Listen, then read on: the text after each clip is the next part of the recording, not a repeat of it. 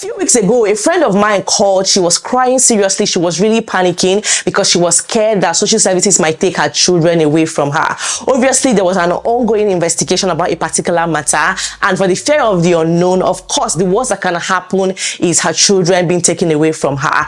Recently, someone also dropped a comment in one of my videos stating the same thing. In fact, he said that I appreciate you highlighting this issue. Another major issue new migrants are facing is abusing their own kids at home and getting into trouble. I think we should address this. Parents are having their kids taken away and ending up in prison. I also saw a video some time ago of a 10-year-old boy that was taken away from his parents as well. In fact, his own case was that he went back home and was crying that he wanted to stay back at home, but the police came and took him away. So we have seen cases like that, of head stories like that, of things like this happening, and we begin to wonder what is really going on. Why is this happening and how can this be prevented? And the worst part of all this is that if during the course of the investigation it is discovered that you committed a criminal offense, you will go to prison. So not only will you lose your children, not only will your children be taken away from you, you might also go to prison. So why should African parents like myself be living in fear? Why should we be worried about our kids taken away from us in the UK? So this is a topic that is very serious, and we really need to talk about it to see why these things are happening and how we can prevent it, to also find out if the social services are really out to get migrant kids and all of that. So please stick around with me while we dive right into it, because this video is really packed. You're definitely going to take something home from it, and do well to share it to everybody that needs to hear this, okay? My name is Tochi. You're welcome to my channel. Please give this video a thumbs up if you get value. To all my returning subscribers, you guys are amazing. You're welcome back to today's video, and if you're yet to subscribe, kindly do so, because I share content around my life in the UK and everything good. So please consider sticking around with me. Now, before I continue, I'd love to introduce you all to the sponsors of today's video, LemFi. LemFi is a reliable app that you can use to send money to Africa. LemFi allows residents of the UK and Canada to send money to Ghana, Kenya, Nigeria, Senegal, Ivory Coast, Cameroon, Benin, Tanzania, Uganda, and Rwanda at zero fees. Yes, there are no hidden charges at all, and the recipient receives the money immediately you send it, right? LemFi can be trusted like that. I've been using LemFi for a while now, and I can tell you that it's very fast. It's easy to use. The app is very easy to navigate. You can easily send money using LemFi, and you're sure that the recipient is going to receive the money immediately you send it, because the app is secured. And guys, they have the best rates that you can find in the market, okay? So you don't have to worry about that. To get started, you can download the LemFi app with my referral link in the description box to get 15% cash back on your first transactions above £100, capped at £50. That's good, right? Alternatively, you can download the LemFi app directly from the Apple App Store or Google Play Store and enter my code Tochi to benefit from this offer. So hurry now and download the LemFi app and begin to send money to your loved ones for free. And don't forget to use my code Tochi. Now, back to the video. Now, there are several reasons why social services will take a child away from their parents. They don't just go about looking for kids to take away. No, there has to be a reason. In fact, there has to be a court order or with the consent of the parents. Now, what is a court order? Some people might ask. So a court order is given by a court. It allows a council to take a child into care. Under the Children Act 1989, a council can apply for a care order if it believes a child is suffering or at a risk of suffering significant harm. Now, there are so many reasons why a court order might be given. So basically, if concerns have been raised about the well-being or safety of a child, social services will get involved, right? So anybody can raise these concerns, right? It could be a teacher from your child's school, it could be a neighbor, it could be the police, it could be the GP, it could just be a random person that have noticed something. Maybe he saw you doing something to your child and he just reports. Okay, anybody can raise this concern. If they feel like, oh, this child is not safe with you or there's something wrong with you, they can raise a concern, and obviously social services will get involved. Okay, and when they get involved, their first line of action is not to take your child away from you. They would want to protect the child. Okay, they will want to act in the best interest interest of the child, but the first thing they would do is not to take the child away from you, except in extreme cases where it is obvious that the child is not safe with you.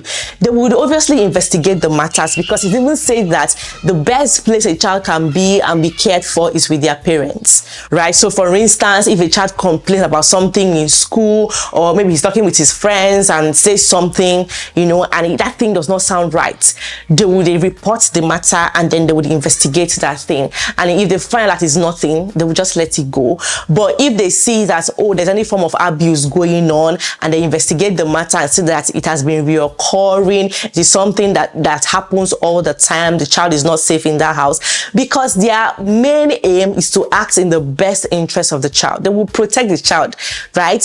They're not acting in the best interest of the parents. No. They'll work in the best interest of the child, and their action will be in that line as well. So that's something you should understand. In fact, sometimes I've seen cases where social services even still leave the child in the parents' care and just provide support, okay, until everything is sorted, except they feel like the child is going to be in serious harm.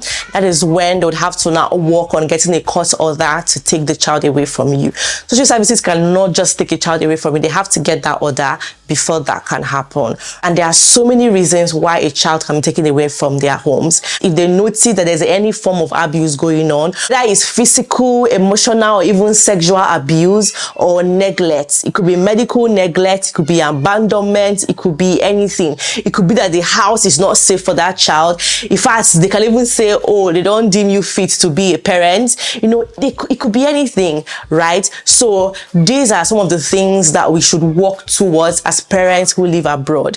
Because yes, we know that sometimes it could be really difficult, that's fine, but we have to consistently tell ourselves that we are in a country and this is the rules that they have concerning children, so we must always work on ourselves to obey the rules, right? Because sometimes as Africans, we have seen these things work, we have seen this work in a particular way, we have seen that, oh, there's a certain way that parents discipline their children.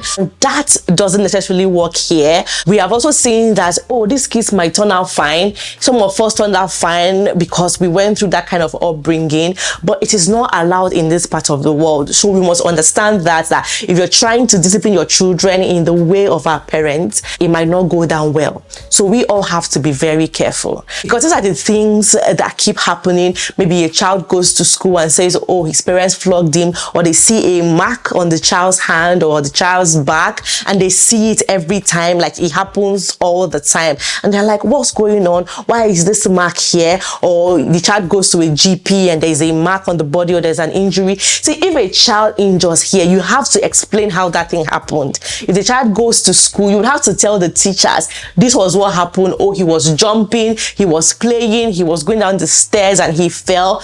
You must explain that, because if it's something that you cannot explain, then that's when they will start investigating the matter. So we must always try to follow the way they discipline their children and not go down the way of our parents, because if you walked back there in Africa, that kind of discipline might not, in fact, it will not work here in this part of the world. So that is why it seems like black families are the ones that tend to fall victim to things like this, because we are not used to it, right? It is quite different from what we know and what we are used to, right? Their kind of discipline is different from our kind of discipline. Let me also show you people this article where a few African or black parents were interviewed and what they had to say. So the research carried out a long time ago shows that African families in UK are parenting in fear.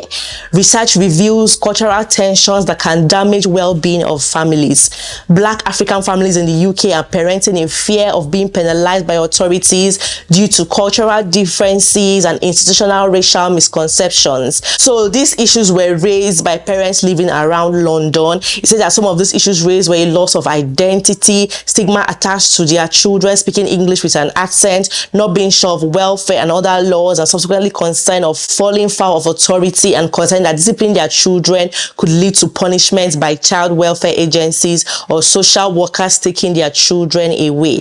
2/3 of the parents interviewed said they would consider sending their child to Nigeria to live with a relative if they prove to be difficult to manage in the UK, with some suggesting they would do it in order for their children to gain perspective, right? 3 interviewees had already done so. One parent said, no matter what you do as an African in this country, you are still seen as an immigrant, right? Whatever they want to call you, they will call you and all of that. So I decided, okay, I have to take this girl back home for her to go and see and appreciate what she's got there. So many parents express the assumption that involvement with social workers or health professionals is an avenue for children to be removed into care and all of that. One father even said, you have to be extremely careful with the way you support your kids as well, so that you won't get yourself into trouble. You can lose your child. So these were some of the things they said, and I'm sure that if you asked few Africans today, they're still going to say the same thing. With everything going on around us, they're still going to say the same thing. But from my observation and from research, I don't think social workers are out for African families, except all these things that I have mentioned in this video happen. That is when they would take action. There are people who have lived abroad for a very long time. They have grown-up kids, and social services have never come to their homes. There are people like that. And then there are still people who just moved abroad, and then social services come knocking on their doors. So it just depends on how you handle yourself, and you should also talk to your children as well. Let them understand the implications of some of these things. For children that are old enough to understand things like this, always talk to them. Right, tell them the implications of discussing such things with their friends. It could happen because their friends might be the ones to report or take up the matter. Like we saw some time ago about a 16-year-old boy that the friends called the police for the father because the father flogged him with a belt. So things like this can happen. So they should know the kind of things they say to their friends, the kind of things they discuss, right? So talk to your children, communicate with them, let them understand the kind of country they are in, the kind of system they are in, the things that could go wrong if they end up saying some certain things outside. And for us parents as well, we should do our best to just keep ourselves together. It might be difficult, it might be very hard. Yes, it is hard, but let's just try, seeing that, oh, if you go to Rome, you must behave like the Romans. So when you are in Rome and you know that this is the way Romans behave, then please behave like that so that you don't get into trouble. And this was what I tried to explain to this friend of mine that called me. I had to explain these things to her because she was really scared when she called me. I told her, see, these people are not out to take your children. Just follow through with the investigation. Thankfully, her kids were not taken away from her. And I told her, see, their first point of call is not to take your children away from you. They will investigate the matter, and if they see that it's something that they can just forget, something they can just close, they will close the case. If they think, oh, the child needs support, we have to work together with the parents to give the child the basic support they need, they will do that. But if it's now in extreme circumstances, that is when they would have to get a court order to take that child away from you.